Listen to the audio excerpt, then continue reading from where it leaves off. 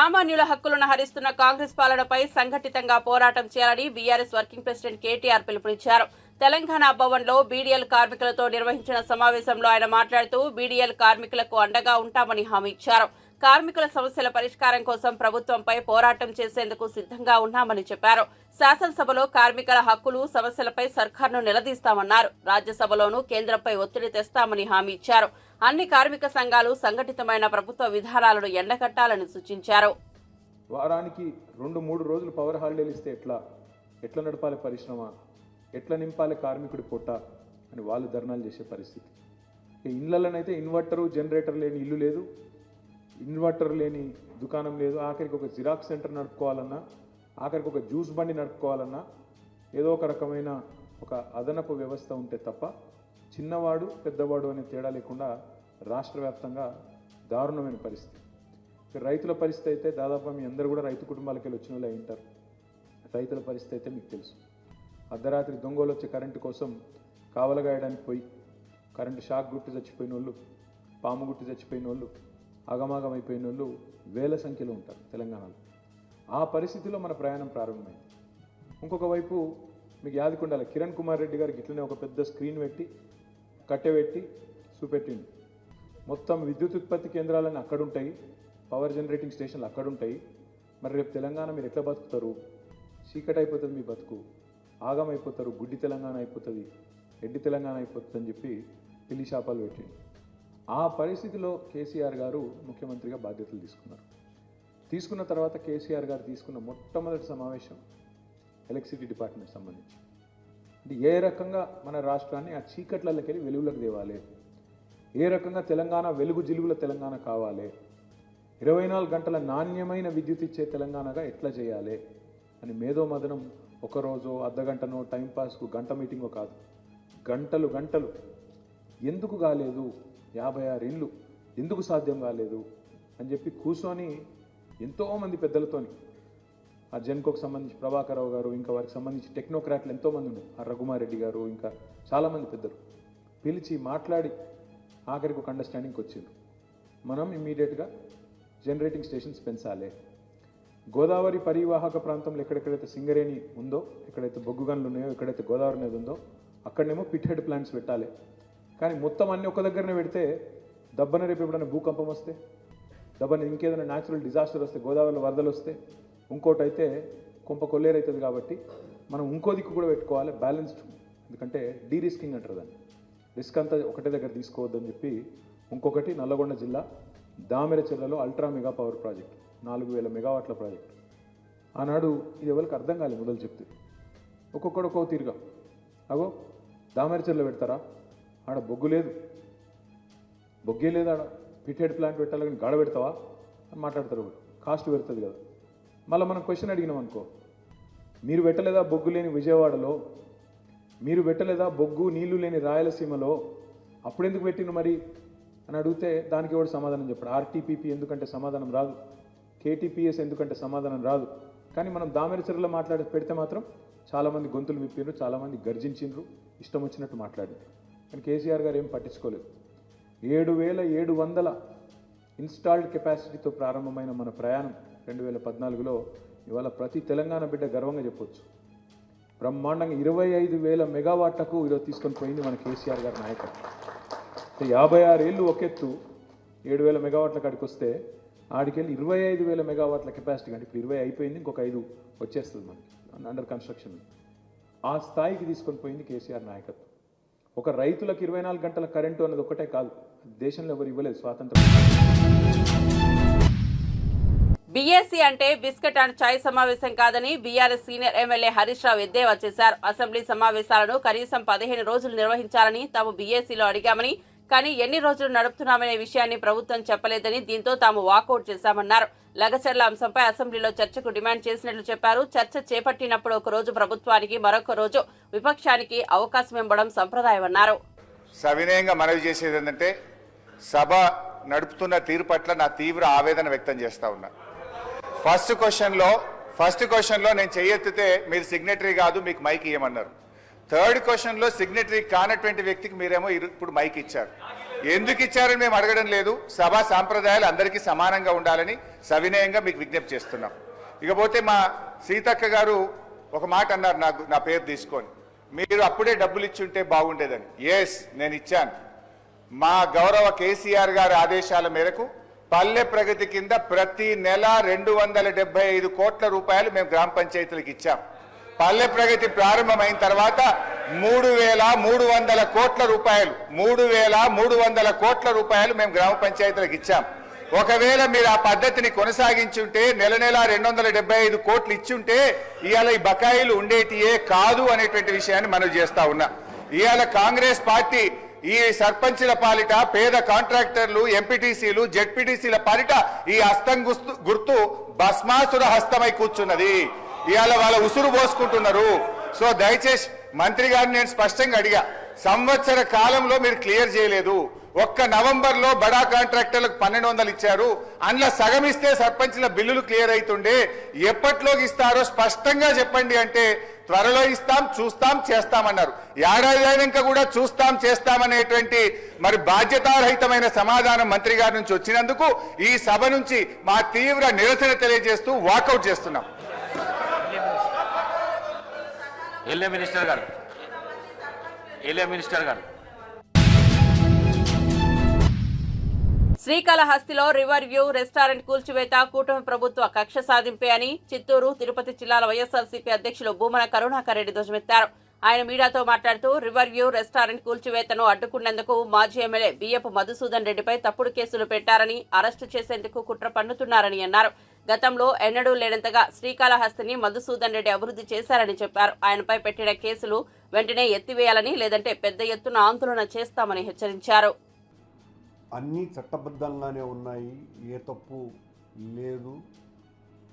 పనిగట్టుకొని కక్ష సాధింపుతో దీన్ని కోల్చటానికి వస్తున్నారు అని మాజీ శాసనసభ్యుడైనటువంటి బిఎం మధుసూదన్ రెడ్డి గారు అక్కడ బైఠాయిస్తే ఆయన అధికారులను తీవ్రంగా దుర్భాషలాడినట్టుగా కేసు మోపి ఈ రోజున ఆయన్ని అరెస్ట్ చేయడానికి ప్రయత్నాలు చేయటం అన్నది చాలా అభ్యంతరకరమైనటువంటి విషయం.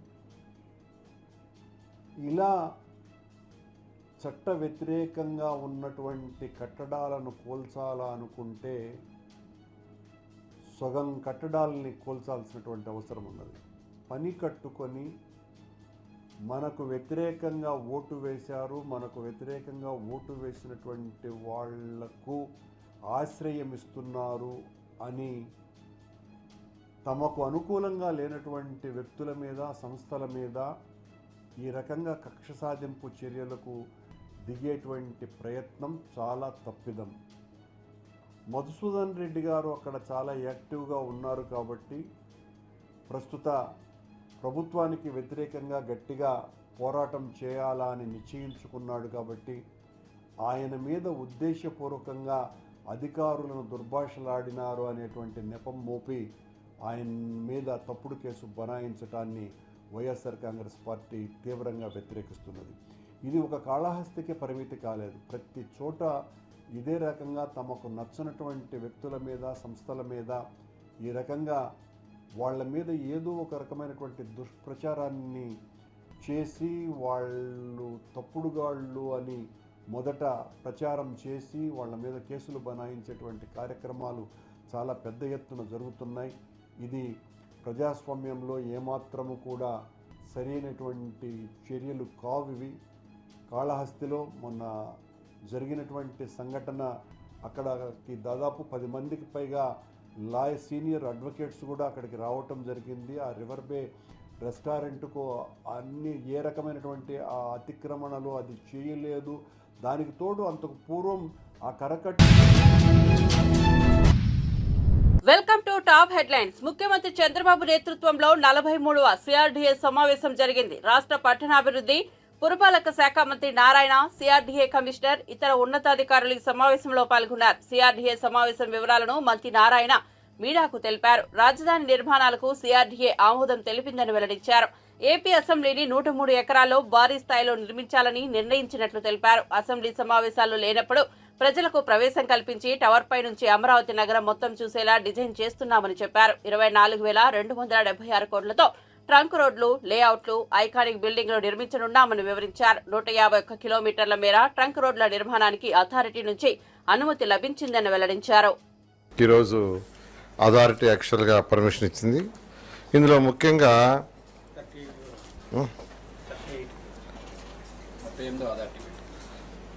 38వ అథారిటీ మీటింగ్ కూడా 684 కోట్లు ఉంది. ఇందులో మెయిన్గా ఇవాళ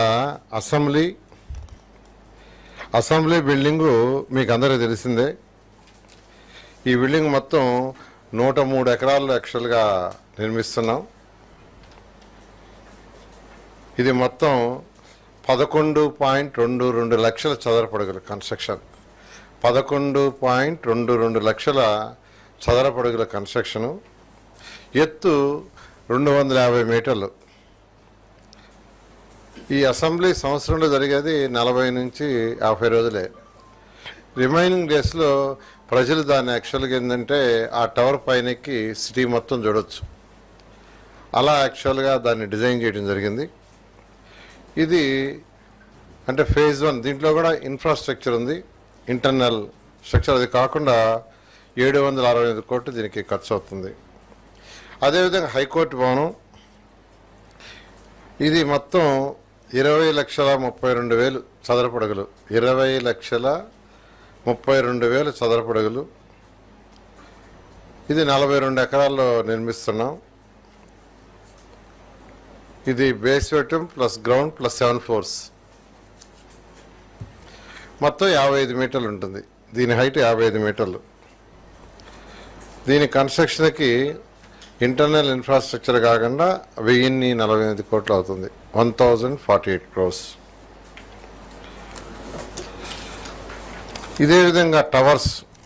ఈరోజు టవర్స్ తీసుకుంటే 5 టవర్స్ ఉన్నాయి. అందులో GAD టవర్ తీసుకుంటే అది basement plus ground plus 47 floors plus terrace floor, 47 ఫ్లోర్లు ప్లస్ టెర్రస్ ఫ్లోర్. ఇది మొత్తం.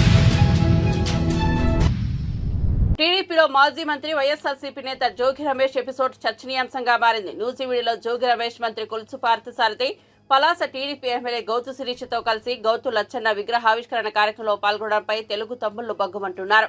అధినేత చంద్రబాబు ఇంటిపై దాడి చేసిన వ్యక్తి 5 ఏళ్ల పాటు పార్టీ క్యాడర్ను కేసులతో వేధించిన వ్యక్తితో కలిసి ఎలా కార్యక్రమాల్లో పాల్గొంటారని టీడీపీ కార్యకర్తలు ప్రశ్నిస్తున్నారు. దీనిపై పలాస ఎమ్మెల్యే గౌతు శిరీష స్పందించారు. ప్రతిదీ నెగిటివ్తో చూస్తే ఇలానే అనిపిస్తుందన్నారు. ఆదివారం జరిగిన కార్యక్రమానికి నేను ఒక అతిథిగా అక్కడ పాల్గొన్నానని చెప్పారు. అన్ని పార్టీలకు సంబంధించిన మా కుల పెద్దల్ని అక్కడికి పిలిచారని, కొన్నిసార్లు ఎవరెవరు పక్కన కూర్చోవలసి వస్తుందన్నారు. అంత మాత్రాన వాళ్లతో కలిసిపోయినట్టు కాదని స్పష్టం చేశారు. రాజీనామా చేస్తున్నారు వైసీపీకి అన్నప్పుడు మొట్టమొదటిగా వాయిస్ రేస్ చేసిన ఏకైక ఎమ్మెల్యేని నేనే. పోతుల సునీత గారు నన్ను తిట్టలేదు, కానీ నేను అభిమానించే చంద్రబాబు నాయుడు గారిని ఆయన కుటుంబాన్ని తిట్టారని, ఆమె పార్టీలో రావడానికి వీల్లేదు అని పెద్దలకి సూచించింది నేనే. రిక్వెస్ట్ చేశాను. అది పార్టీ పట్ల నాకు గాని నా కుటుంబానికి గాని ఉన్న కమిట్మెంట్. నా తండ్రి ఏ పార్టీతో జెండాతో తెలుగుదేశం పార్టీలోనే ఆయన రాజకీయ జీవితం మొదలు పెట్టారో 35 సంవత్సరాలు 6 సార్లు ఎమ్మెల్యేగా అదే తెలుగుదేశం జెండాతోనే ఈ రోజు ఆయన ప్రత్యక్ష రాజకీయాల నుంచి రిటైర్ అయ్యారు. నన్ను ఆ పార్టీలోనే పెట్టారు. ఇది గౌతు కుటుంబానికి తెలుగుదేశం పట్ల గాని, చంద్రబాబు నాయుడు గారి పట్ల గాని, లోకేష్ గారి పట్ల గాని ఉన్న కమిట్మెంట్. తెలియక జరిగిన ఈ పొరపాటుని చాలా రకాలుగా తెలుగుదేశం సోషల్ మీడియా సోదరులే కామెంట్లు పెడుతుంటే కాస్త బాధ అనిపించింది. పక్కన వాళ్ళు ఏమన్నా అనొచ్చు, సొంత వాళ్ళంటే బాధ ఎక్కువగా ఉంటుంది కదా, అది నేను తెలిసి చేస్తే అనొచ్చు. గౌతు శిరీష ఏ రోజు పార్టీ పట్ల తప్పు చెయ్యనివ్వదు. గత 5 సంవత్సరాలు వైసీపీ తాలూకా సోషల్ మీడియా హెరాస్మెంట్ ఫేస్ చేశాను. నాకు సోషల్ మీడియా హెరాస్మెంట్ కొత్త కాదు. అయితే మొదటిసారి సొంత పార్టీలో అక్కడ ఏం జరిగిందో తెలుసుకోకుండా ఆ పార్టీ కార్యక్రమం పెట్టింది నేను కాదు, అది నా నియోజకవర్గం కాదు, నడిపింది నేను కాదు. గౌతు లచ్చన్న గారి మనవరాలిగా కుటుంబ వారసురాలిగా విగ్రహ ఆవిష్కరణకి మాత్రమే వెళ్ళాను. అక్కడ ఎవరెవరిని ఆహ్వాన సంఘం పిలిచారో నాకు ఎలా తెలుస్తుందండి? అయినా కూడా నాకు తెలియక జరిగిన పొరపాటు కాబట్టి భవిష్యత్తులో ఇలాంటివి జరగకుండా చూసుకుంటానని, ముఖ్యంగా తాతగారి విగ్రహ ఆవిష్కరణకి వెళ్ళినప్పుడు అక్కడికి ఎవరెవరు వస్తున్నారో ముందే కనుక్కొని వెళ్తానని పార్టీకి, పార్టీ పెద్దలకి, సోషల్ మీడియాలో విపరీతంగా రియాక్ట్ అవుతున్న సోషల్ మీడియా సోదరులకు, నన్ను అభిమానించి మా శిరీషమ్మ తప్పు చేయదు అని నమ్ముతున్న సోదరులకు కూడా మాట ఇస్తున్నాను. మీ సోదరి గౌతు శిరీష. భారత కొత్త ప్రపంచ చెస్ ఛాంపియన్ డి గుకేష్ కు చెన్నై అంతర్జాతీయ విమానాశ్రయంలో ఉదయం ఘన స్వాగతం లభించింది. వందలాది మంది అభిమానులు పీచే చలో అరుపులకు పక్కన పెట్టి గుకేష్ ను చూసేందుకు ఎగబడ్డారు. 11 ఏళ్ల తర్వాత విశ్వనాథన్ ఆనంద్ తర్వాత ప్రపంచ టైటిల్ ను కైవసం చేసుకునే రెండో భారతీయుడిగా గుకేష్ చరిత్ర సృష్టించాడు. సింగపూర్ లో డింగ్ లెరెన్ ఓడించి ఆ ఘనత అందుకున్న గుకేష్ కి స్వస్థల చెన్నైలో అభిమానుల ప్రేమ కనిపించింది.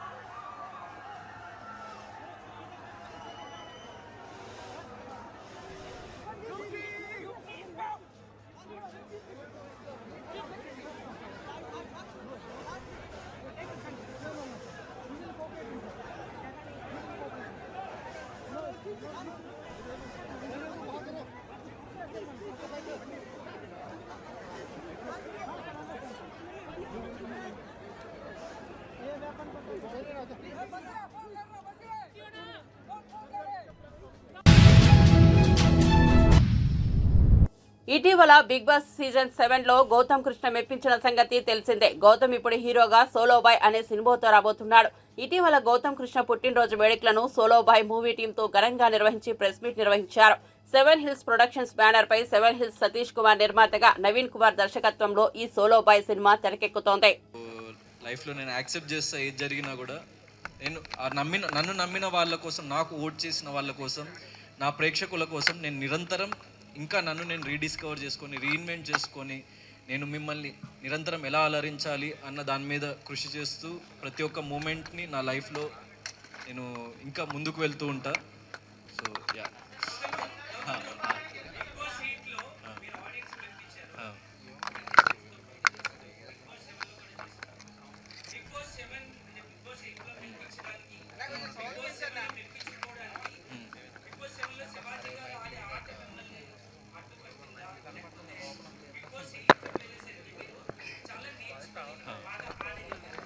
అంటే like one thing is season 7కి సీజన్ 8కి డిఫరెన్స్ ఏంటంటే, సీజన్ 7లో నేను ఇంకా లైఫ్ని కానీ లేకపోతే జనాల్ని కానీ ఇంకా అంత క్షుణ్ణంగా చూడలేదు నేను.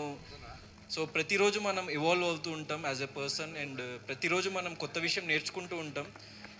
సో నాకు 100% లాస్ట్ 1 year అన్నది నా లైఫ్లో చాలా విషయాలు నేర్పించింది. యాజ్ ఎ పర్సన్ నన్ను చాలా ఇంకో ఉన్నత స్థాయికి లైక్ తీసుకెళ్ళింది, అండ్ నన్ను ఇంకో డిఫరెంట్ పర్సన్గా మలచగలిగింది. నా లైఫ్లో జరిగిన ఎక్స్పీరియన్సెస్ కానీ, సిచ్యువేషన్స్ కానీ, నేను చూసిన జీవితం కానీ. సో అది నన్ను ఇంకో బెటర్ పర్సన్గా మలిచింది, అండ్ అందుకే నేను మళ్ళీ మీ ముందుకు వచ్చి నేను ఇక్కడి వరకు రాగలిగినని నమ్ముతున్నా. సో యా, అది అంటే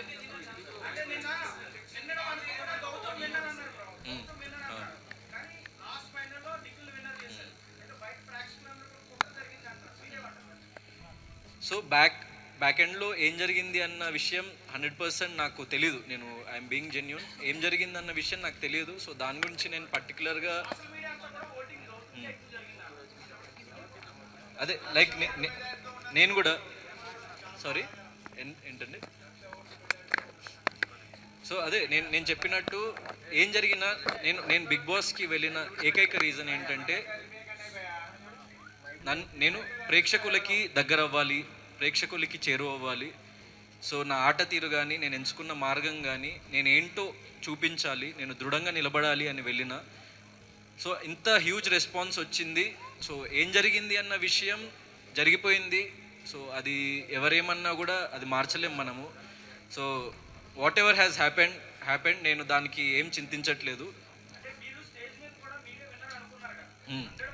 yeah I was very confident. Hope ఉండే, చిన్న హోప్. యా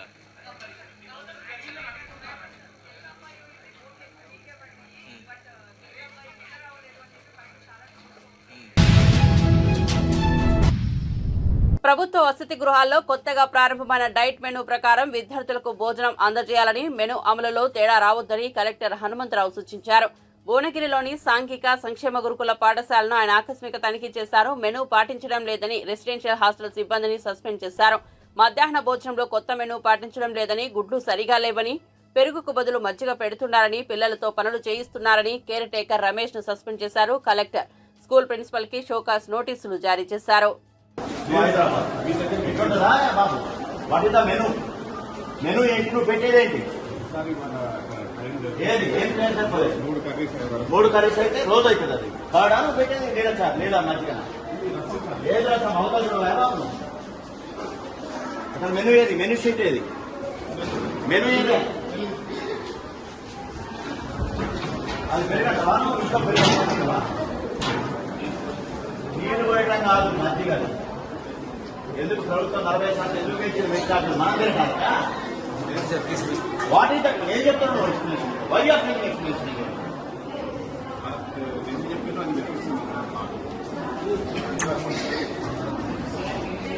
మెనూ ఏది?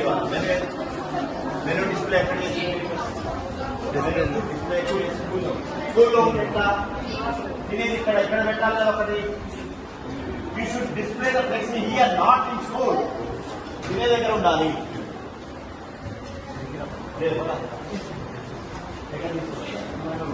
రూమ్ లో పెట్టి ఎవరు తెలవదు.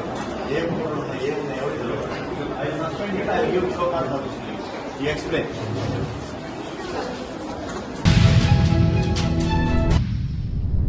AP deputy CM Pawan Kalyan ను బ్యాడ్మింటన్ క్రీడాకారిణి పివి సింధు కలిశారు. మంగళగిరి క్యాంపు కార్యాలయానికి వెళ్లిన ఆమె తన మ్యారేజ్ కు రావాలని ఆయనకు ఆహ్వాన పత్రిక అందజేశారు. ఈ నెల 22న తన పెళ్లి ఉదయపూర్లో జరగబోతోందని, కుటుంబ సమేతంగా అందరూ రావాలని ఆమె కోరారు. ఈ సందర్భంగా పివి సింధుతో పాటు ఆమె తండ్రి పివి రమణతోనూ పవన్ కళ్యాణ్ ముచ్చటించారు.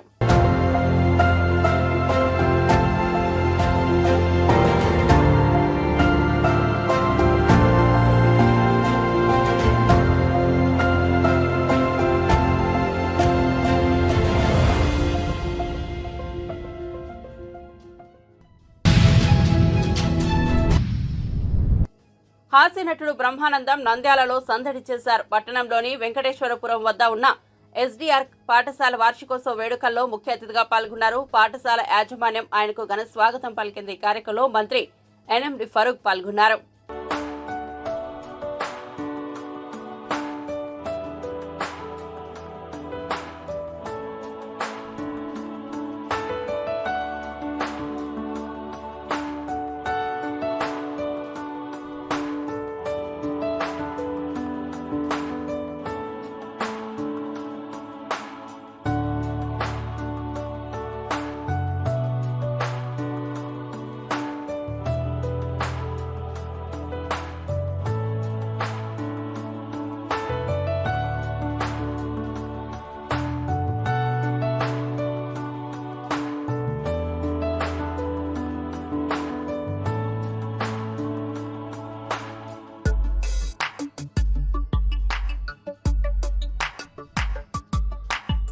నాకు ఫరూక్ గారు ఇందాక కూర్చున్నప్పుడు మాట్లాడుతూ ఒక మాట చెప్పారు.